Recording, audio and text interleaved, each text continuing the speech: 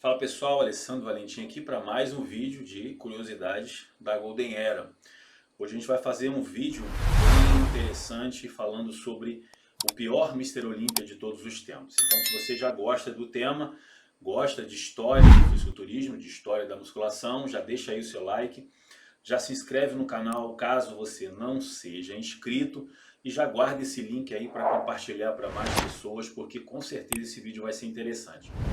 Bom, o Mister Olímpia, todo mundo sabe, foi criado em 1965 pelo Joe Hader, a partir de um cara chamado Larry Scott. Ele foi a motivação da criação do Mister Olímpia. Isso porque o Larry Scott, na altura, era, digamos assim, a galinha de ovos de ouro do Joe Hader. Já tinha vencido o Mister América, o Mister Universo e não tinha mais grandes eventos para competir. Segundo ele, ele se sentia como Alexandre o Grande, sem novos mundos para conquistar. Bom, mas o Mister Olímpia que eu me refiro no tema central desse vídeo foi o Mister Olímpia de 1968. O Larry Scott já estava aposentado, ele se aposenta em 1967 com 28 anos, na verdade nem chegou a competir em 67, mas em 67 surgiu um novo ídolo, né, que foi o Sérgio Oliva. Porém, ele não foi tão aclamado, tão aceito pelo público quanto foi o Larry Scott. O Larry Scott chegou a ser chamado de a Beatlemania, né? O próprio Bud Parker veio às revistas, né, escrevendo matérias sobre o Larry Scott, tentando trazer outros caras para competir com o Larry Scott. O Rick Wayne chegou a dizer que Larry Scott era a oitava maravilha do mundo. Porém, essa mesma repercussão não teve o Sérgio Oliva. Em 1968, o Sérgio Oliva era o atual campeão, o atual Mister Olímpia. O Joe Hader ele tentou trazer, por exemplo, o Arnold Schwarzenegger para competir já nesse Mister Olímpia, né? Muita gente não sabe dessa informação, mas era para o Arnold competir em 1968. Ele já era Mister Universo, ganhou o título em 1967 e o direito de competir em 1968 pelo título de Mister Olímpia. Porém, o que aconteceu foi que o Mister Olímpia daquele ano, que acontecia na Academia de Música do Brooklyn, aconteceu no mesmo dia do Mister Universo da NABA de 68 e o Arnold preferiu por competir no Mister Universo da NABA para se tornar um profissional, né? Ele compete como profissional, vence o evento e recebe o convite do Joe Hader para competir no Mister Universo da IFBB. A questão era que a ideia central, né, inicial, seria que o Arnold pudesse competir no Mister Olímpia. O próprio Arnold chegou a declarar que ele já havia enviado a sua inscrição na embaixada, ainda na Alemanha, para competir no Mister Olímpia. Só que essa confusão de datas tirou as intenções do Arnold de competir no evento do Joe Hader. O que o Joe Hader fez? Ele relocou o Mister Universo, que acontecia, como de costume, no mesmo dia, né? Todos os eventos do Joe Hader, por uma questão financeira, acontecia no mesmo dia, né? Ou seja, ele alugava o Teatro de Música do Brooklyn em Nova York e fazia 4 eventos em sequência, geralmente o Mister World, o Mister Universo, o Mister América e o Mister Olímpia, que era um evento recente. Bom, o que ele faz? Ele reloca o Mister Universo para Miami, né, em 1968, para trazer o Carvalho austríaco para competir no evento dele. O Arnold ele fica na casa de digamos assim, um representante do Joe Hader na Europa, era uma fazenda. Ele ficou praticamente uma semana ali, segundo ele não teve a sua preparação de forma adequada, também subestimou o evento, porque ele sabia que o Sérgio Oliva não iria competir nesse Mister Universo, e ele compete em Miami, não mais no Mister Olímpia de 1968. Eu só mencionei essa correlação aqui porque eu acho que é importante a gente entender um pouco da história. O Arnold realmente iria para competir no Mister Olímpia. Nesse Mister Olímpia em questão, 1968, o Sérgio Oliva ele compete sozinho, na verdade ele não compete, né? Ele sobe no palco, faz uma espécie ali de guest pose, mas os atletas que iriam competir com ele, que seria o David Draper, o Chuck Sippers e o Harold Pulley. Todos eles haviam, menos o David Draper, já competido em 1967. O David Draper, ele estava iniciando ali uma carreira no cinema, chegou a fazer o filme Não Faça Ondas nesse mesmo ano, e ele estava realmente focado nessa carreira de cinema. E realmente o Sérgio Oliva era um cara que ele estava meio fora daquele tempo ali. As pessoas olhavam para o Sérgio Oliva e sabiam que ele já era o campeão antes mesmo de se começar o evento. Ele era um cara que estava bem além do seu tempo. É por isso que ele foi chamado de mito, mas anteriormente era chamado de a besta, né? Era o primeiro apelido do Sérgio Oliva quando ele chega ali no Mister América da União Atlética Amadora. Bom, o que aconteceu foi que esses caras, nenhum deles competiram. O Harold Pulley, ele trabalhava numa boate, acabou recebendo uma promoção, ele passou a ser gerente da boate, começou a trabalhar mais, então ele deu preferência por não competir. E lembrando que na época o Mr. Olympia era um evento ainda inicial, né? O evento estava começando, então não tinha muita grana envolvida, não era muito interessante, não se sabia ainda àquela altura o que seria do fisiculturismo nos próximos anos. O David Draper, como eu falei, estava dando preferência à carreira dele de cinema, e o Chuck Cypress, que tinha vencido o Mr. World na mesma noite, foi orientado pelo Joe Hader a não subir no palco com Oliva, até porque ele estava realmente bem desgastado. Ele fazia aquelas apresentações de entortar barras de ferro, quebrar correntes e tal, e aí o Joe Hader falou para ele não competir, e o Sérgio Oliva, ele faz praticamente ali um guest pose. No final é hiper vaiado, porque o público odiou aquilo ali, a edição que praticamente não aconteceu. O Dan Leary, né, teve que tomar o microfone das mãos do Sérgio Oliva, porque ele estava ali realmente furioso. E foi um péssimo momento para o Joe Hader, né, porque o Joe Hader queria realmente dar uma resposta, né, para o Bob Hoffman, do Mr. América, que era o presidente da União Atlética Amadora, os dois eram inimigos declarados, e uma resposta também para o Mr. Universo da NABA. E realmente ficou a desejar esse Mr. Olympia. Após o Mr. Olympia, o que aconteceu? Os leitores da Muscle Builder começaram a escrever cartas pedindo o retorno do Larry Scott. Eles queriam que o Larry Scott voltasse para as competições. E foram tantas cartas enviadas para a redação da revista que o Joe Hader parou e pensou, cara, o que está fazendo o Larry Scott? Aonde que está o Larry Scott?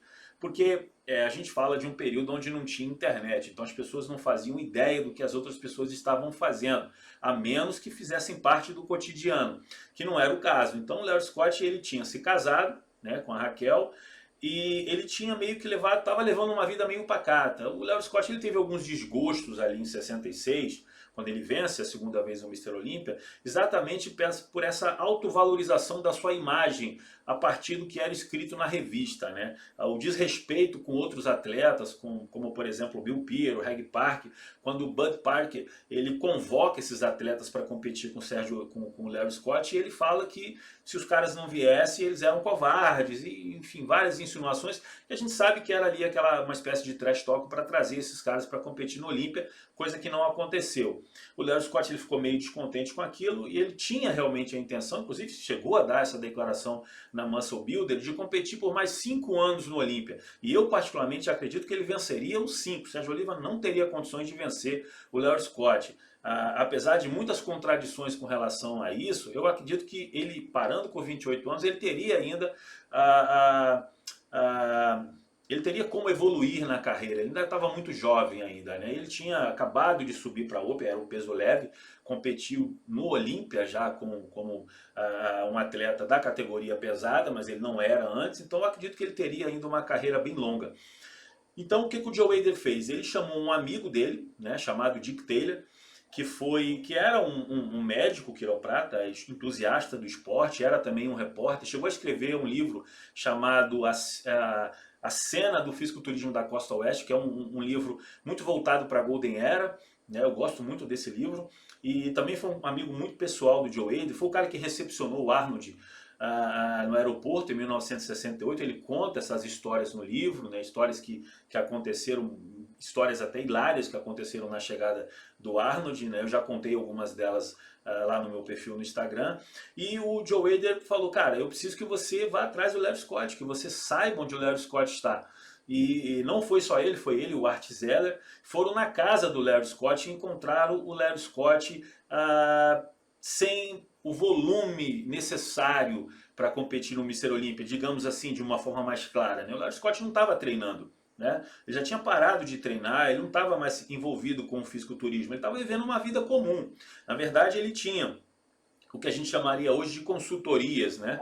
Ele tinha os alunos, tinha a academia, tinha todo aquilo que envolvia o esporte, ele estava realmente no cenário, mas ele não estava treinando mais, principalmente para competir num evento como o Mr. Olympia e com o Sérgio Oliva.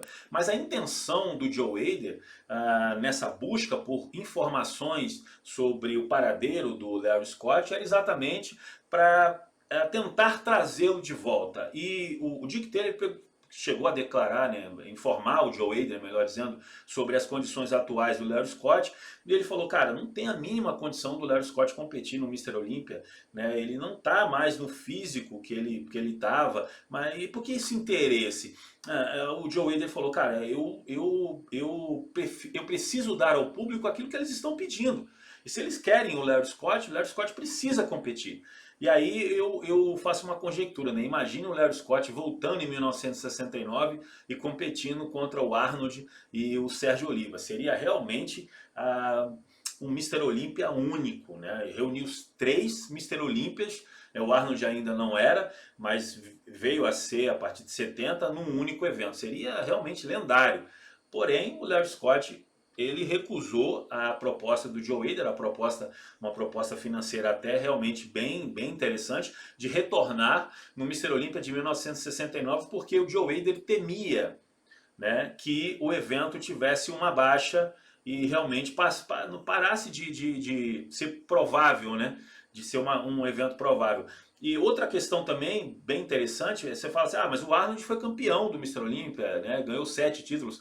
Mas se a gente precisa colocar aqui um ponto, que o Arnold em 68 ele perde o Mr. Universo, então ele cria ali um ponto de interrogação com relação ao futuro dele. Não se sabia se ele de fato viria a ser Mr. Olympia, se ele viria a ganhar o Sérgio Oliva. E era importante para o Joe Hader que o Mr. Olympia né, fosse um evento grande. E realmente o que aconteceu em 68, né, ou seja, sem os atletas competindo, com vaias para todo lado, o Sérgio Oliva se irritando no palco, fazendo declarações que o próprio Joe Hader teve que ali, a partir do Dan Lewry, tirar o microfone dele. Então foi um desastre total o Mr. Olympia de 1968 e a saída era trazer o Larry Scott. Era a única saída, porque o Arnold ainda era uma incerteza, né? Ele perdeu para o Frank Zane e como é que vai ser o 1969? Não sabemos. Infelizmente o Larry Scott decidiu não competir e para sorte do Joe Hader, né? O Joe Hader teve ali uma estratégia imediata que foi levar o Arnold para a academia do Vince Gironda. O Joe Hader não poderia treinar o Arnold, ele precisava de um cara bom, né? Se ele fosse para o Gold's Gym, direto para a Califórnia, que essa era a real intenção do Arnold, ele não seria treinado por ninguém, porque o Joe Gold não era um treinador. O Joe Gold era um proprietário da academia, era o dono do Gold's Gym. E não teria ninguém ali para treinar ele. Então ele teve que ir para a academia do Vince Gironda. Foi exatamente por isso que o Joe Hader mandou ele para lá. Falou, cara, eu preciso desse cara pronto para vencer o Sérgio Oliva. Em 69 ele ainda não estava pronto, mas deixava claro que o trabalho que o Vince Gironda fez de 68 para 69 realmente mudou o físico do Arnold. Ele apresentou um novo físico. Inclusive quando ele chega no backstage, o Rick Wayne, quando olhou para ele estava com um chalé de seda dourado cobrindo o rosto, ele falou, cara, eu quase não reconheci, ele falou isso para o Sérgio Oliva, mas quando eu olhei fixamente para o rosto e vi aquela expressão de caveira, eu reconheci que era o Arnold, era o Carvalho austríaco, era o Oak, e realmente eu acho que você deve se preocupar com ele. O Sérgio Oliva disse, não, ele pode até estar bom, eu espero que ele esteja, mas ele vai ter uma grande surpresa essa noite, que foi o que aconteceu, né? Quando o Arnold vence o Mr. Universo, ele desce no backstage e encontra com o Sérgio Oliva aquecendo, com músculos para todo lado, e ele fala que foi como se ele batesse numa parede, ele teve uma visão que ele não esperava do cubano, embora já sabendo o que estava por vir. Ele perde aquela noite sobre vaias, né? Quando ele sobe no palco, a galera vaiou ele por conta de ser um cara fora do país, não era um americano que estava chegando ali. Eles não queriam ver nem o Sérgio Oliva e nem o Arnold. O que eles queriam de fato era o Larry Scott. Mas o Larry Scott decidiu não competir. Então 69 ainda foi um evento de incertezas, mas já, né, com a possibilidade de 1970 ser algo maior. Mas o Mr. Olympia de 1968 indiscutivelmente foi o pior de toda a história. O Mr. Olympia para se ficar apagado. Talvez se o Joe Hader não realizasse seria até melhor para a história. E fica aí né, esse vídeo de curiosidade, né, da Golden Era. O que seria, se você, né, quiser ou puder comentar, deixa aí nos comentários o que seria se o Larry Scott competisse naquele ano contra o Arnold e o Sérgio Oliva. A intenção do Joe Hader era trazer o Larry Scott. Infelizmente, ele estava vivendo a sua vida lá, né? O Art Zeller fez até algumas fotos sobre a vida que ele estava levando e o físico atual do Larry Scott. Mas seria bacana de ver o Arnold, Larry Scott e o Sérgio Oliva nos palcos do Mr. Olympia de 69. Bom, espero que você tenha gostado de mais esse vídeo de curiosidade da Golden Era. Não deixe de curtir, deixar o seu melhor comentário. Se você não for inscrito, considere-se agora. Se você chegou até aqui, né, se inscreva no canal para mais assuntos interessantes como esse. E nós nos vemos no próximo vídeo. Um forte abraço, pessoal.